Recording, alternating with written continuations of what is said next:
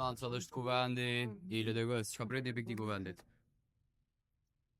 Besoj që epilogu I këtij kuvendit do të jetë ai që do të krijojmë një stabilitet, do I hekim të gjitha dilemat dhe rezervat e ngritura dhe rreth leadershipit të Lidhjes Demokratike të Kosovës dhe vazhdojmë punën tonë. Vrisni sharkimin Abdixhikut sot?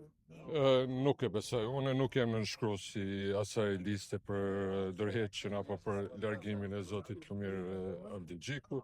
Jam I bindur që ai do të përfundojë mandatin ashtu siç e ka marrë besim. Ky arsye pse duhet me qëndru zoti Abdixhiku me vazhdu sekretari I LDG-s?